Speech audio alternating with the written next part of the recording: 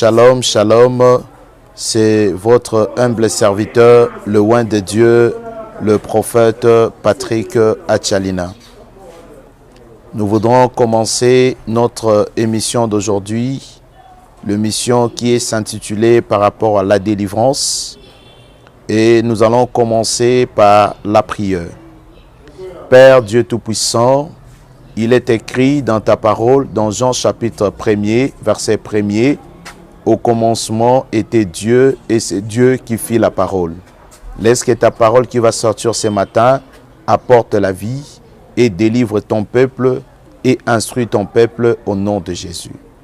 Oui, nous vous disons un grand merci na bandeko nyonso bozolanda biso na chaîne na biso Arel Press TV.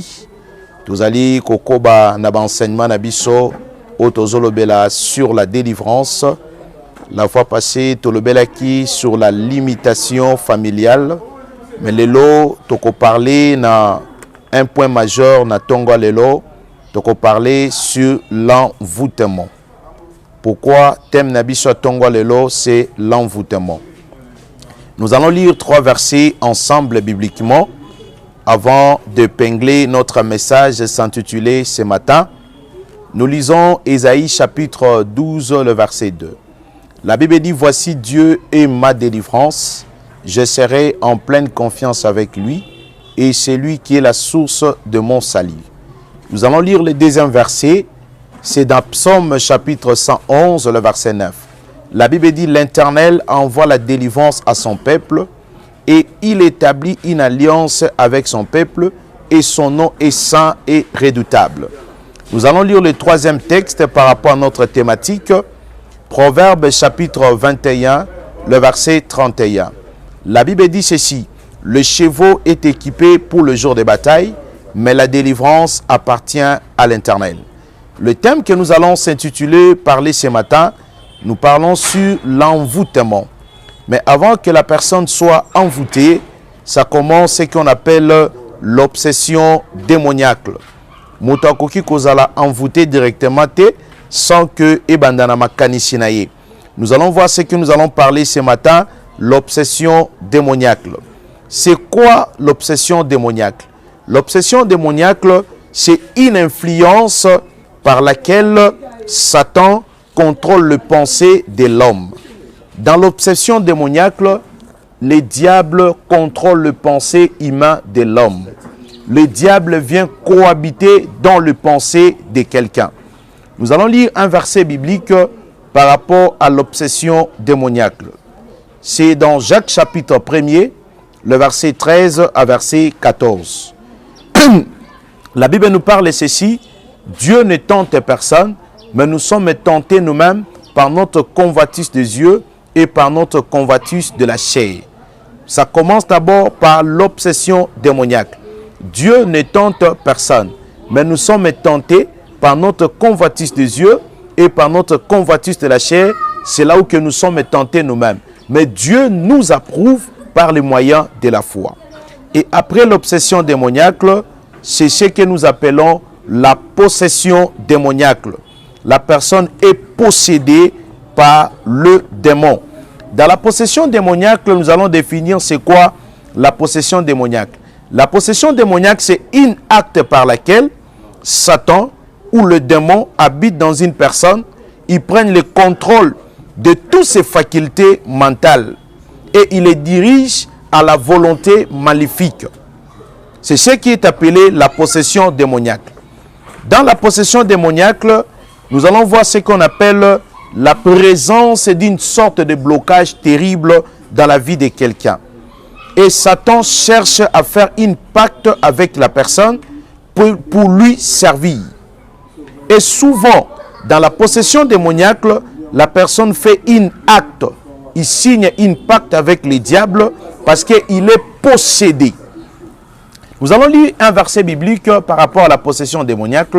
Job chapitre 1er, le verset 6. La Bible dit, les enfants de Dieu se sont remis, les enfants de Dieu se sont rassemblés, mais la Bible dit, le diable est venu au milieu d'eux. Dans la possession démoniaque, le diable possède la vie de quelqu'un et le diable habite dans la personne. Et nous allons lire encore un verset. C'est 1 Corinthiens, chapitre 3, le verset 16 à verset 17. La Bible dit, notre corps est le temple du Saint-Esprit, et le Saint-Esprit habite en nous, et le Saint-Esprit cohabite en nous. C'est pourquoi nous allons lire cet verset. Nous allons définir c'est quoi le mot envoûtement. L'envoûtement, c'est quoi? L'envoûtement est utilisé plus dans la sorcellerie. L'envoûtement est utilisé plus dans la sorcellerie. L'envoûtement, c'est l'aveuglement des pensées. On aveugle la personne, les pensées. On concentre toute les forces sur la personne et on cible la personne par les démons. Il ne peut rien voir, il ne peut rien comprendre. C'est ce qu'on appelle l'envoûtement. Comment peut-on comprendre la personne qui est envoûtée? C'est pourquoi dans ce contexte que nous parlons ce matin, l'homme de Dieu aussi peut être envoûté. L'enfant de Dieu aussi peut être envoûté. La première chose, ce qui concerne l'envoûtement. Comment les enfants de Dieu sont envoûtés? Dans la première chose, c'est à manger et à boire.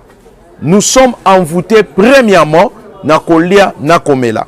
C'est pourquoi la Bible nous dit dans 1 Timothée chapitre 4 le verset 5.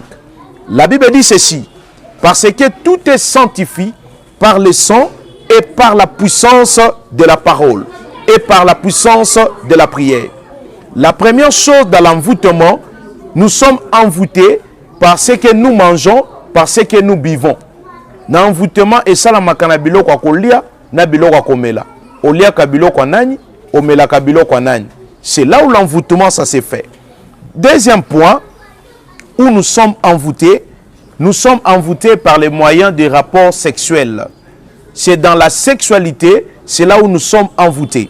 C'est pourquoi nous allons lire un contexte biblique de 1 Corinthiens chapitre 6, le verset 16. La Bible dit, celui qui s'attache au Seigneur est avec lui une seule corps. Celui qui s'attache à un prostitué devient une seule corps avec les prostituées. Nous sommes envoûtés au moyen de la sexe. Parce que dans la sexe, c'est la transmission des esprits. C'est là où nous sommes envoûtés. C'est pourquoi, et Sengelito ça a très attention avec la sexe. Il ne faut pas courtoyer la sexe qui n'est pas de toi. Il faut courtoyer la sexe qui t'appartient. C'est là où nous sommes envoûtés. L'envoûtement c'est fait par la sexe. C'est le canal laquelle de la transmission des démons. C'est le canal laquelle de la transmission où nous sommes transmis par les démons. C'est là où nous sommes envoûtés. C'est pourquoi moi parce que c'est là où nous sommes envoûtés. Troisième chose, que là où nous sommes envoûtés par l'argent et le bien matériel. C'est pourquoi il faut faire très attention avec l'argent sale. La Bible nous dit dans Hébreux chapitre 13, le verset 5. La Bible dit, ne vous ivouez pas de vin, au contraire c'est de la débauche. Mais la Bible nous dit dans Hébreux 13, 5, la Bible dit, dans le livre de Hébreux 5, 13, la Bible nous parle ceci, par rapport à cette parole. Contactez-vous de ce que vous avez, car Dieu lui-même a dit, je ne t'abandonnerai point, je ne te lâcherai point, c'est donc avec assurance, je peux te faire un homme parmi les hommes. Ça, c'est les trois choses que nous sommes liés à être envoûtés. Comment peut-on faire pour chercher la délivrance de la personne qui est envoûtée? La première chose, la personne qui est envoûtée, il ne va pas comprendre qu'il est envoûté. Il est obsédé par les démons. Il est obsédé par les démons. Il ne comprend pas qu'il est envoûté. Mais la personne qui est envoûtée, Azali sous la conscience, a commis aveuglé. Il faut une autre personne qui vient de loin, à mon avis que la personne est envoûtée. Donc dans l'envoûtement, pour peut-on faire la délivrance de l'envoûtement, il faut une autre personne qui vient de loin, qui va comprendre que la personne, il est envoûté. Ça, c'est le premier point. Le deuxième point, pour la personne qui est envoûtée, pour Abimanache, il y a envoûtement, et Sengeli Mutuana, Akeneko Luka, délivrance.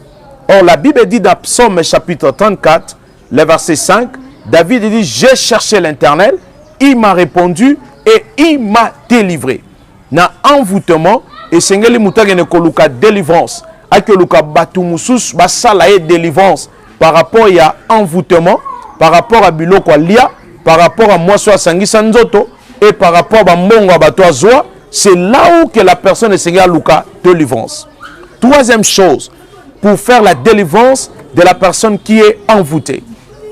Comment peut-on faire la délivrance ya mutu aza envoûté? Mutu aza envoûté et sengeli alekana service ya Sainte Seine na pain sans levain pour abimanase ya envoûtement.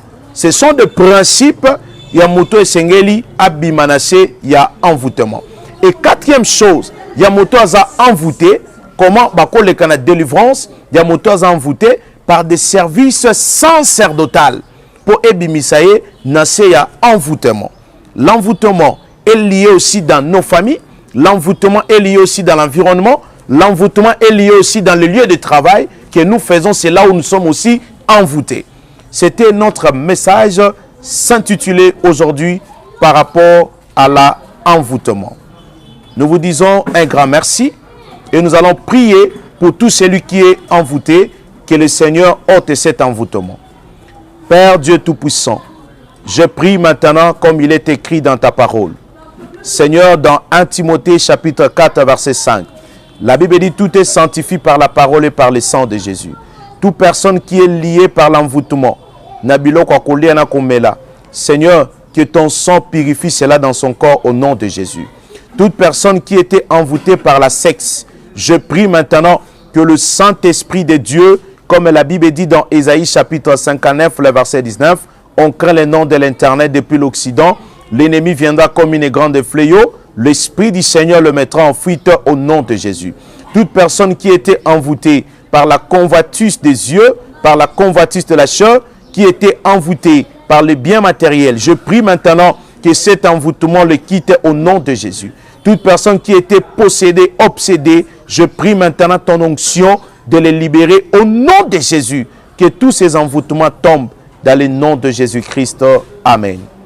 Merci beaucoup pour suivre cette émission. Abonnez-vous massivement dans notre chaîne RL Presse TV. C'était votre humble serviteur, le oint de Dieu, le prophète Patrick Atchalina. Nalingi Nalobanabino, Bino Batobozolanda, émission Oyo. Vous devez soutenir cette émission, soutenir ce travail. Dieu ne manquera pas vous bénir. C'est pourquoi j'aimerais dire un grand merci à notre patron de cette chaîne RL Presse TV. Un grand merci qui nous a donné l'opportunité de pouvoir passer dans cette chaîne pour diffuser les messages par rapport à la délivrance. J'aimerais dire un grand merci à notre caméraman, Papa Joe Bassadissa. Que Dieu le bénisse abondamment et que Dieu le prête un grand souffle de vie. J'aimerais saluer aussi ma grande sœur Régine et son mari, Papa Jacques, qui sont en Europe, qui sont à Paris. Que Dieu le bénisse abondamment et que Dieu vous bénisse abondamment par rapport à cette émission. Abonnez-vous massivement, suivez-nous. Que Dieu vous bénisse au nom de Jésus. Amen.